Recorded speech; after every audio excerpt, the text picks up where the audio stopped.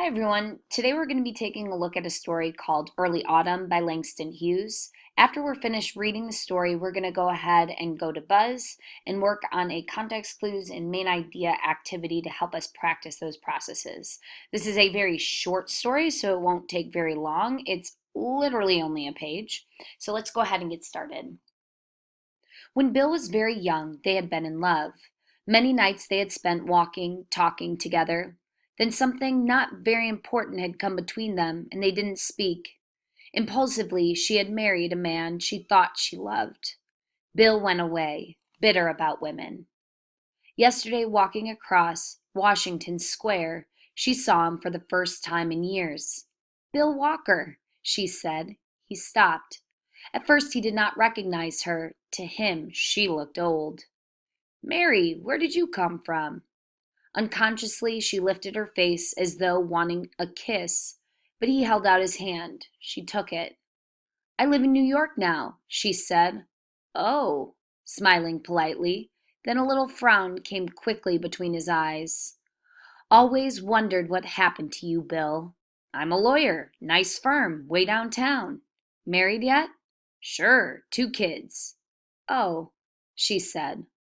A great many people went past them through the park. People they didn't know. It was late afternoon, nearly sunset. Cold. "And your husband?" he asked her. "We have 3 children. I work in the bursar's office at Columbia." "You're looking very—" He wanted to say old. "Well," he said. She understood. Under the trees in Washington Square, she found herself desperately reaching back into the past. She had been older than he then in Ohio. Now she was not young at all. Bill was still young. "We live on Central Park West," she said. "Come and see us sometime." "Sure," he replied. "You and your husband must have dinner with my family." "Some night, any night. Lucille and I'd love to have you." The leaves fell slowly from the trees in the square, fell without wind, autumn dusk. She felt a little sick. "We'd love it," she answered. "You ought to see my kids," he grinned. Suddenly the lights came on up the whole length of Fifth Avenue, chains of misty brilliance in the blue air. "There's my bus," she said. He held out his hand. "Goodbye." "When—" she wanted to say, but the bus was ready to pull off. The lights on the avenue blurred, twinkled, blurred, and she was afraid to open her mouth as she entered the bus, afraid it would be impossible to utter a word. Suddenly she shrieked very loudly, "Goodbye!" But the bus door had closed. The bus started. People came between them, people crossing the street, people they didn't know, space and people. She lost sight of Bill. Then she remembered she had forgotten to give him her address, or to ask him for his, or to tell him that her youngest boy was named Bill too. So that's the end of our story. We're going to go ahead and take a look at main idea and context clues. So we're going to need to get to Buzz. If you want, what you can do from here on out is you can log on to Buzz, get to our agenda, and go to this practice activity. It's going to be in the form of multiple choice, but it's not going to count towards your grade. So if you don't do as well as you want to, that's okay. It's just practice. We'll get to actually testing over main idea and context clues next week. When you get to the Buzz agenda, you are going to click on Skills Builder, Early Autumn, Context Clues, plus Main Idea. So let's go ahead and click on that. When you get to this page, you're going to notice that there is a link to the PDF we just read. You can click on that and have that opened in another tab. And then you're going to go ahead and click Start. We need to expand our window here so we can all see. So ignore my little green dot here. That is not the correct answer. What we're going to do with this activity is we're going to look at the different steps for the context clues and main idea process. So for this question, question number 1, we're going to do step 1 of the context clues process, which the first thing you always do when you don't know a word is you need to read the surrounding sentences. So here are the surrounding sentences around the word impulsively, and this is the word we're trying to solve for. And it says, which statement below best summarizes the paragraph above? Well, a summary needs to be a sentence, so right off the bat we can eliminate Bill here. That's not a summary. So what you're going to want to do is choose which of these options best summarizes this passage.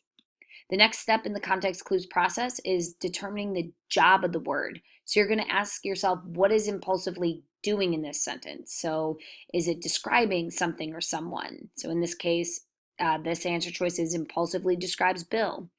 Is impulsively a thing that the woman owns, or is impulsively telling us how the woman got married? So make sure you're reading through the sentence and saying what the word does in the sentence. Your step 3 is going to be connotation. So does it have a positive feel, a negative feel, or a neutral feel? Now, remember, neutral isn't a little bit of positive, little bit of negative. Neutral just means no feeling whatsoever.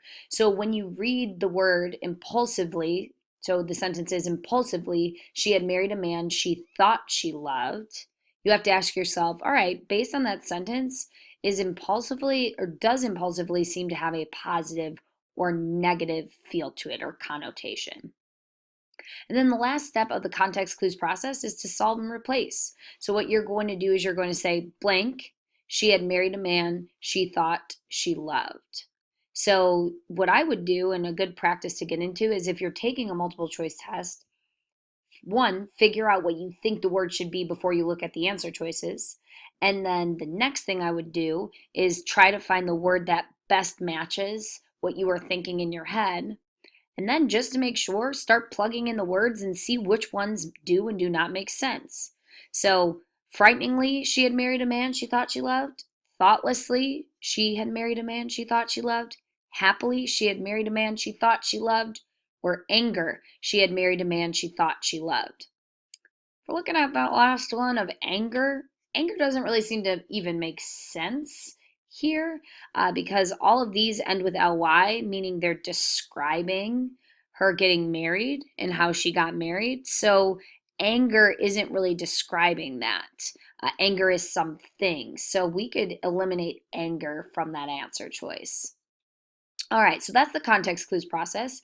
We're also going to practice main idea with this passage, except I want you to look at the story as a whole. So step 1 here says determine the topic of the story. What is the topic of the passage? So you've read the passage, you can look back at the PDF here, but remember, a topic is 1 at max 2 words. So ask yourself, is the topic of this short story hate, a relationship, friends, or family? All right, then for the main idea process, you pretty much go from determining the topic to then saying, all right, what about that topic is this paragraph addressing? So it says, based on the topic you selected in question 5, what is the main idea of the entire story? Make sure you're referencing that PDF if you need to refresh your memory. Now, this last one for main idea is going to be choosing details that support the main idea. So here it says put a check mark next to the details that support the main idea, that Bill has moved on, but Mary is sentimental. So read through all of these sentences, and the ones that indicate that Bill has moved on, but Mary really hasn't, and she's a little sentimental about the past and maybe still has feelings for Bill, go ahead and mark any of those that indicate that statement. If that's true, then we know that that's our main idea. And how we'll know it's true is if we can find 3 details to support the main idea, then it's going to be a main idea. All right, and then the last question here says which situation most clearly causes the main conflict of the story. So this is somewhat of a main idea question, and then also just being able to identify the main conflict in a story. All right, so that's all you have to do for this. Once you're done, go ahead and submit. Remember, this is not going to impact your overall grade in the course. It is a practice activity. I do expect you to do it. Do your best on it.